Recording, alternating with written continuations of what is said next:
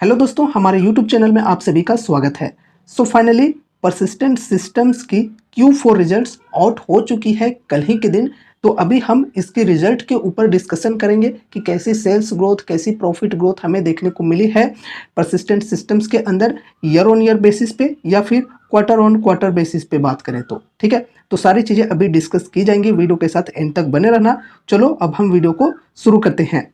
देखो, persistent systems Q4 results, net profit rises 25.36% year on year. ठीक है, तो जो इनकी नेट प्रॉफिट है Q4 की, वो 25.36% से बढ़ी है ईयर ऑन ईयर की बेसिस पे। अमाउंट की बात करें तो यह है 315.3 करोड़। ठीक है, जो FY24 का जो Q4 है यानी जनवरी टू मार्च मंथ है, इसमें 315 करोड़ की प्रॉफिट हुई है। अगर हम बात करें इससे पिछले वाले फाइनेंशियल ईयर यानी कि FY23 का जो Q4 था, इसमें प्रॉफिट की, तो इसके कंपैरिजन में यहाँ पर 25.36% ज़्यादा ग्रोथ देखने को मिली है, जो कि है 315 करोड़। ठीक है, तो ईयर ऑन ईयर बेसिस पे 25.36% से ग्रोथ देखने को मिली है नेट प्रॉफिट के अंदर। इसके अलावा देखो, कंपनी ने डिविडेंड भी अनाउंस किया है 10 रुपये पर शेयर का, लेकिन इसकी फाइनल डेट अभी अनाउंस नहीं हुई है। तो ये फाइनल डेट अनाउंस हो जाएगी जब इनकी एनुअल जनरल मीटिंग हो जाती है तब। ठीक है, तो चलो अच्छी बात है, डिविडेंड भी मिलेगी। एंड यहाँ पर देखो नेक्स्ट और भी चीज़ों को हम डिटेल्स में जानते हैं। Mid tier IT services firm Persistent system reported and 25.36% rise in net profit to RS 315.3 crore year on year for the fourth quarter ended March 31। ठीक है, तो ये चीज़ें तो अभी हमने डिस्कस किया ही। अब यहाँ पर रेवेन्यू की अगर हम बात करें तो रेवेन्यू में भी ग्रोथ देखने को मिली है। देखो, consolidated revenue for the fourth quarter stood at 2590 crore, A rise of 14.9% year on year. तो जो इनकी कंसोलिडेटेड रेवेन्यू है फोर्थ क्वार्टर की, उसमें देखो ये जो अमाउंट है ये आई है रेवेन्यू 2590 करोड़ की। अब यहाँ per year on year basis पे देखें रेवेन्यू के अंदर तो 14.9% की ग्रोथ देखने को मिली है। उसी अनुसार यहाँ पर बात की जा रही है, सेल्स के अंदर बात की जा रही है। ठीक है, जो Q4 FY23 में सेल्स हुई थी, उसके कंपैरिजन में इस बार Q4 FY24 में यहाँ पर जो सेल्स हुई है वो 14.9% से बढ़ी है। अमाउंट की बात करें तो 2590 करोड़। अब यहाँ पर आगे मैं आपको और भी डिटेल्स में समझाता हूँ अमाउंट के साथ। ठीक है, कितना अमाउंट था पहले, अभी कितना है, ये चीज़ें अभी देखेंगे। ठीक है, तो यहाँ पर देख सकते हो प्रॉफिट एंड लॉस स्टेटमेंट के अंदर ये है ईयरली वाइज। ठीक है, देख सकते हो मार्च 21, मार्च 22, मार्च 23, मार्च 24। तो देखो यहाँ पर मार्च 23 और मार्च 24 की बात करें तो देख सकते हो 8351 से यहाँ पर बढ़कर 9822 हो चुकी है इनकी रेवेन्यू। ठीक है, तो बहुत ही बढ़िया बात है, सेल्स की रेवेन्यू बढ़ी है। फिर यहाँ पर अगर इससे पहले की भी बात करें तो वो भी यहाँ पर देख सकते हो कम थी, लगातार यहाँ पर कंसिस्टेंसी के साथ बढ़ी है सेल्स की रेवेन्यू। नेट प्रॉफिट की अगर हम बात करें तो यहाँ पर भी आपको बढ़ते हुए देखने को मिलेगी। ठीक है, तो देख सकते हो यहाँ पर 451, 690, 921 ये FY23 का है। ठीक है, 921, फिर यहाँ पर 1023। चलो बहुत ही बढ़िया तरीके से बढ़ी है यहाँ पर भी। अब हम क्वार्टरली वाइज अगर देखें तो यहाँ पर देखो इससे पहले की क्वार्टर में, दिसंबर 2023 के क्वार्टर में यहाँ पर 2498 थी, सितंबर 2023 के क्वार्टर में 2412, जून 2023 के क्वार्टर में 2321, इस प्रकार से थी। अभी बात करें मार्च 2024 की जो डेटा आई है उसमें 2591 है। तो काफ़ी कंसिस्टेंसी के साथ यहाँ पर भी क्वार्टरली वाइज भी ग्रोथ देखने को मिली है। इसी वजह से स्टॉक का प्राइस काफ़ी तेज़ी से बढ़ा है। ठीक है, पिछले कुछ टाइम से, और यहाँ पर इन्वेस्टर्स को रिटर्न्स भी काफ़ी बेहतरीन तरीके से मिले हैं।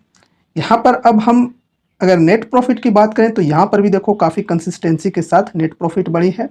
यहाँ पर देख सकते हो 286 करोड़ थी पिछले क्वार्टर में, दिसंबर 2023 के क्वार्टर में, और अभी बढ़कर 315 हो चुकी है। इससे पहले की बात करें तो ये भी देख सकते हो कम ही है, 229, फिर 263 हुआ, फिर यहाँ पर 286 और अभी 315 करोड़।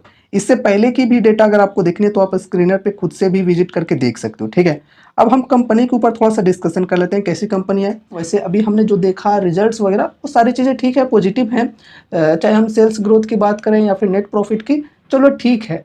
वैसे बैलेंस शीट की भी बात बोल देता हूँ कि बैलेंस शीट में भी यहाँ पर इनका जो कैश रिजर्व है वो बढ़ा है, चलो वो भी अगेन अच्छी बात है, ठीक है। अब यहाँ पर कंपनी के मार्केट कैप की बात करें तो देख सकते हो मिड कैप कंपनी है, 55,438 करोड़ का मार्केट कैप है। तो एक moderate risk moderate return type की कंपनी मान सकते हैं इसे। और ये जो कंपनी है ये एआई के ऊपर काफ़ी ज़्यादा फोकस कर रही है, तो फ्यूचर सेक्टर है, तो उस हिसाब से देखा जाए तो लॉन्ग टर्म के लिए काफ़ी बेहतरीन हो सकती है। लेकिन कोई भी रिकमेंडेशन या एडवाइस मत समझना, ठीक है। जो भी चीज़ें अभी डिस्कस की जाएंगी वो प्योरली एजुकेशनल पर्पज से होंगी, तो कोई भी रिकमेंडेशन या फिर एडवाइस आपको नहीं समझना है। इस वीडियो को देखने के बाद अगर आपको परसिस्टेंट सिस्टम्स के ऊपर थोड़ा सा भी इंटरेस्ट लगता है तो फिर आपको खुद से भी अपनी रिसर्च एंड स्टडी करनी है इस स्टॉक के ऊपर, एंड उसके बाद ही कोई इन्वेस्टमेंट से रिलेटेड डिसीजंस लेनी है, या फिर आपको अपने फाइनेंशियल एडवाइजर से कंसल्ट जरूर से करनी है। चलो यहाँ पर और भी चीज़ों के ऊपर नज़र डालेंगे।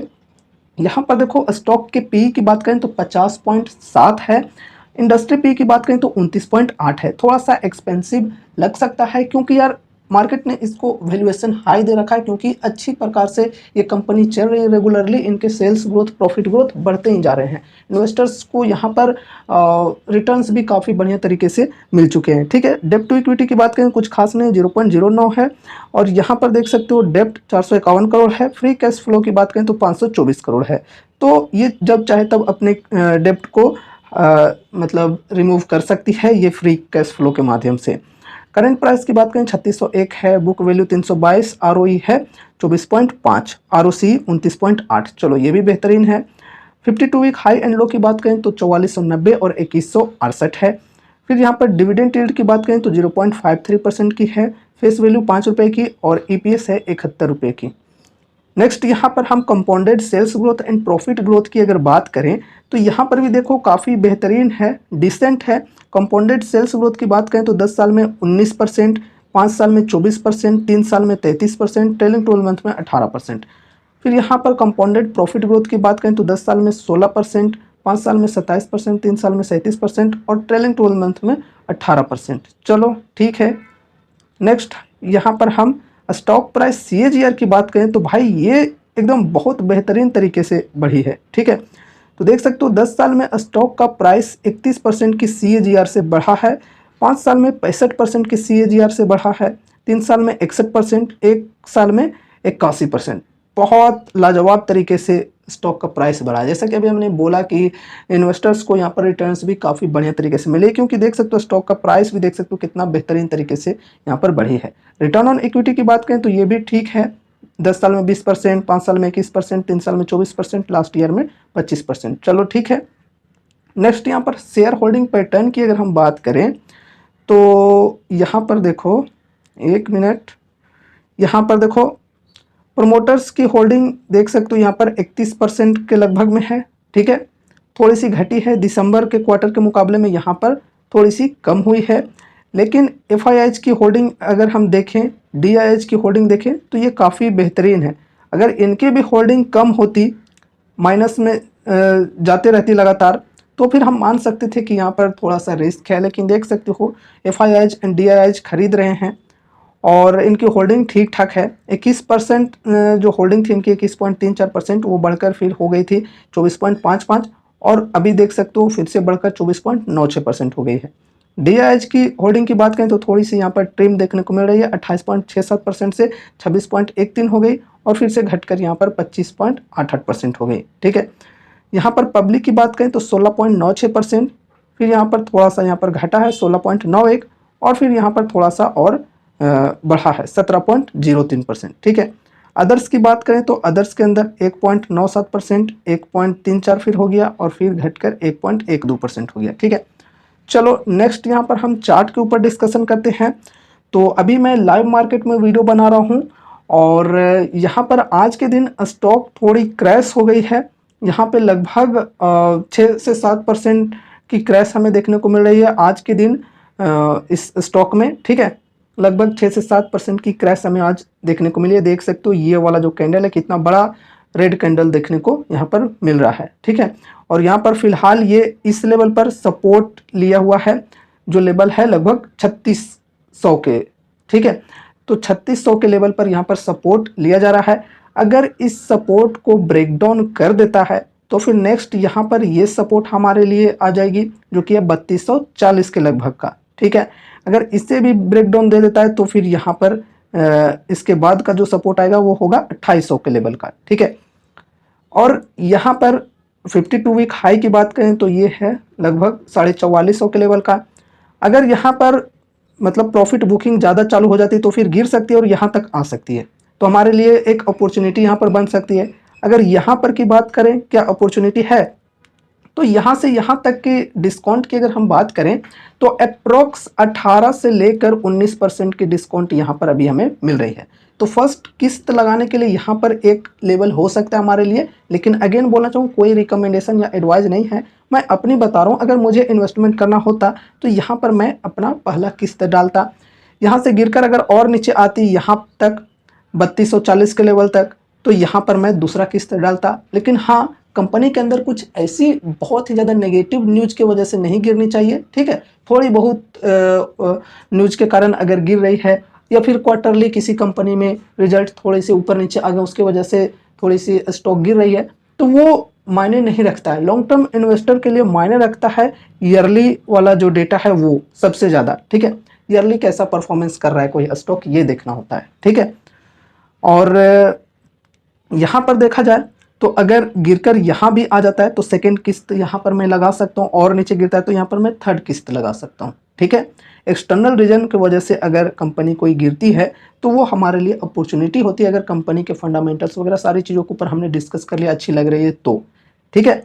तो यहाँ पर अभी 18 से 19% का डिस्काउंट देखने को मिल रहा है इस लेवल पर। और यहाँ पर अगर मतलब बाइंग चालू हो जाती है, बुल्स यहाँ पर हावी हो जाते हैं, तो यहाँ पर देख सकते हो एक ये रेजिस्टेंस बन सकता है 4000 का, जो कि एक साइकोलॉजिकल रेजिस्टेंस भी है। तो यहाँ पर देखो, अगर इस रेजिस्टेंस को ब्रेकआउट दे देता है, सस्टेन कर जाता है, तो फिर ये वाला रेजिस्टेंस इसके सामने आ जाएगा जो कि 52 वीक हाई का है, ठीक है। इसके ऊपर ब्रेकआउट करके सस्टेन करता है तो फिर ऊपर में खुला आसमान है, और भी बड़े मूव्स देखने को मिल सकते हैं, ठीक है। लेकिन अभी फिलहाल यहाँ पर बाइंग की बात करें तो थोड़ी सी यहाँ पर सिग्नल मिल रही है कम अमाउंट इन्वेस्ट करने के लिए, बाकी नीचे और गिरे तो यहाँ पर हम एक्यूमुलेट कर सकते हैं, ठीक है। कंपनी काफ़ी बेहतरीन है और रिटर्न्स भी आपने देखा कितने बढ़िया तरीके से दिए हैं अभी तक कंपनी ने। सेल्स ग्रोथ, प्रॉफिट ग्रोथ की बात करें तो काफ़ी बेहतरीन तरीके से डिसेंट एकदम बढ़ी हैं इनके, ठीक है, कंपनी के अंदर, जैसा कि यहाँ पर आप लोग देख सकते हो, ठीक है। तो ये रही आज की हमारी वीडियो परसिस्टेंट सिस्टम्स के ऊपर। मुझे उम्मीद है कि आपको ये वीडियो जरूर से पसंद आई होगी, तो इस वीडियो को लाइक कर देना, और चैनल पे नए हो तो सब्सक्राइब जरूर से कर लेना। और मिलते हैं अगले नए वीडियोज़ के साथ, तब तक के लिए बाय बाय।